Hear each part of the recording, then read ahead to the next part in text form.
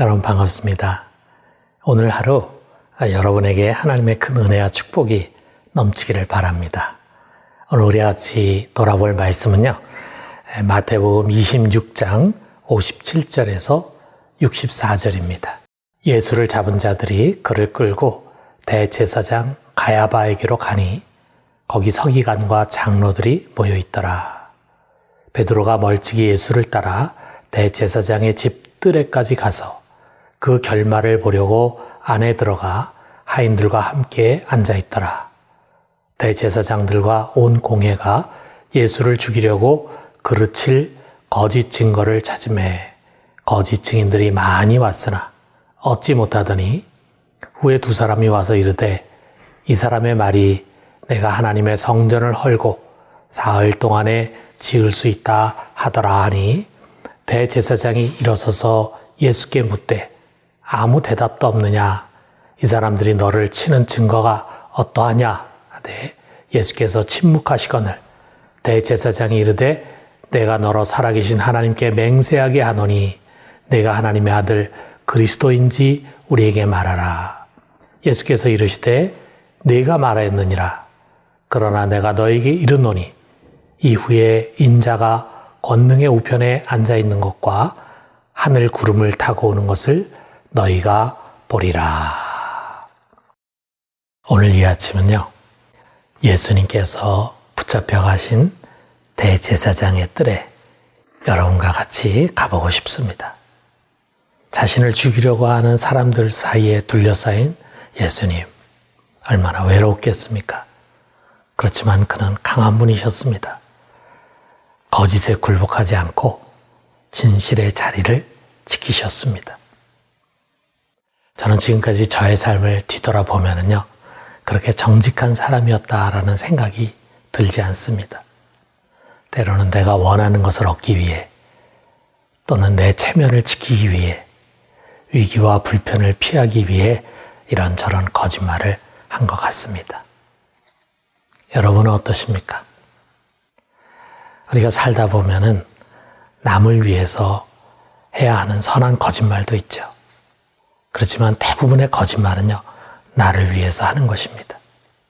그렇기 때문에 누군가는 그 거짓말로 인해서 어려움과 손해를 볼 수가 있습니다.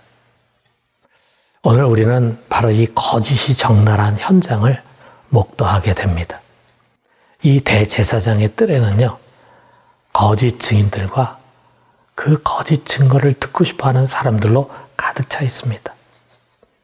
이들은 예수님이 하지 않은 말을 한 것처럼 말하고요, 또 예수님이 하신 말씀을 비틀어서 전혀 다른 뜻으로 증언하고 있습니다. 지금으로 한다면 페이크 뉴스, 가짜 뉴스가 난무하는 곳이죠. 왜 그렇습니까?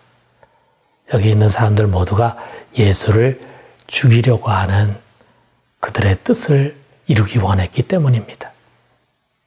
자, 그런데 이 대제사장의 뜰에 보면은요, 또 다른 거짓이 있습니다. 살기 위해서 하는 거짓말입니다. 이 대제사장의 뜰에 자기 몸을 숨기고 있던 베드로는 그를 알아보는 사람들이 너도 갈릴리 사람이야, 너도 그의 당이야, 이렇게 말하자 이것을 3번이나 부인을 합니다. 나는 내가 하는 말이 무슨 말인지 모르겠어. 나는 이 사람을 알지 못해. 혹시나 여기서 발려가게 되면은 죽임을 당할까 하는 두려움 때문에 그는 거짓말을 한 것입니다. 여러분, 우리는 이렇게 거짓말을 합니다. 자신의 뜻을 이루기 위해서 또는 위기를 모면하기 위해서, 아니 그 외에도 여러 가지 다양한 이유로 인해서 우리는 거짓말을 하게 됩니다. 예수님은요, 우리 사람들 속에 이 거짓의 뿌리가 얼마나 깊은 것인가를 말씀해 주셨어요. 요한복음 8장 44절에 보니까 너희는 너희 아비 마귀에게서 났으니 너희 아비의 욕심대로 너희도 행하고자 하느니라. 그는 처음부터 살인한 자요 진리가 그 속에 없으므로 진리에 서지 못하고 거짓을 말할 때마다 제 것으로 말하나니 이는 그가 거짓말쟁이요 거짓의 아비가 되었음이라. 거짓의 뿌리가 마귀라고 하는 것입니다. 우리 속에 이 거짓의 뿌리가 얼마나 깊고도 강력한 것인가를 가르쳐 주신 것입니다. 그래서인가 여러분, 죄가 관영하는 이 세상은요, 정말 거짓이 만연한 사회입니다. 거짓말이 습관이 되어 있는 사람들이 너무도 많습니다. 이런 사회에서는 정직한 것이 오히려 융통성이 없고 어리석은 것으로 치부가 되어 버립니다. 심지어 사람들은 이런저런 이유에 의해서 거짓의 자리에 서는 것을 강요당하기도 합니다.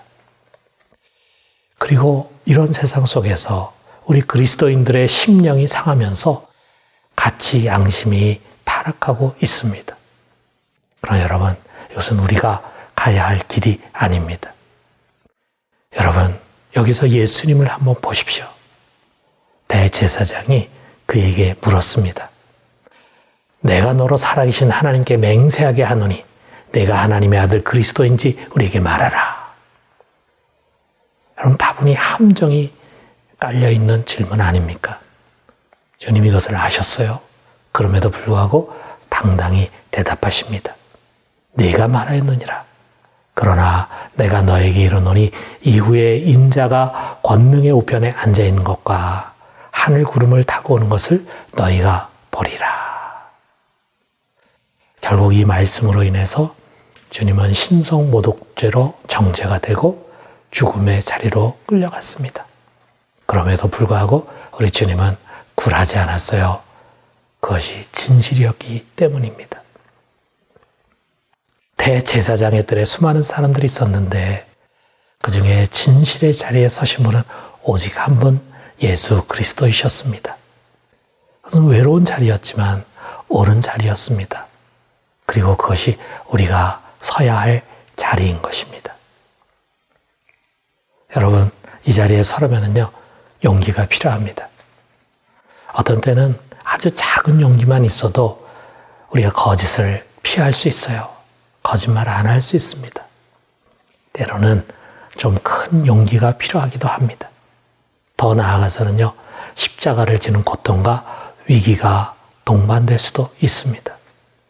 그러나 진실한 자리에 서는 자가 결국은 승리하게 될 것입니다. 왜냐하면 우리가 믿는 하나님은 진리이시고 항상 진리의 편에 서시기 때문입니다. 사랑하는 성도 여러분, 우리는 진리의 자녀입니다. 더 이상 거짓의 아비인 마귀의 자녀가 아닙니다. 그러므로 거짓을 버리고 정직한 자가 됩시다. 에베소 4장 25절에 그런 말씀 하시잖아요. 그런즉 거짓을 버리고 각각 그 이웃과 더불어 참된 것을 말하라. 오늘도 거짓의 유혹이 여러분과 저에게 찾아올지 모릅니다. 그럴 때 대제사장의 뜰에 홀로 진실의 자리에 서신 우리 예수님을 기억합시다. 그리고 우리도 진실한 자리에 서서 승리할 수 있게 되기를 주님의 이름으로 축원합니다. 우리 같이 기도합시다. 자비와 은총의 하나님 아버지, 주님은 빛이요 진리이십니다. 주님께는 어둠이 없고 거짓이 없사오니 주님의 제자된 저희들도 언제나 빛과 진리의 자리에 서게 해 주시옵소서. 거짓으로 가득 찬 세상 속에서 항상 진실한 자리에 설 수 있는 용기를 주시옵고 우리의 삶의 자리에서 정직한 그리스도인으로 살아가게 해 주시옵소서. 오늘도 거짓의 유혹을 물리치고 항상 진실되게 살기를 원하옵고 예수 그리스도의 이름으로 기도드립니다. 아멘.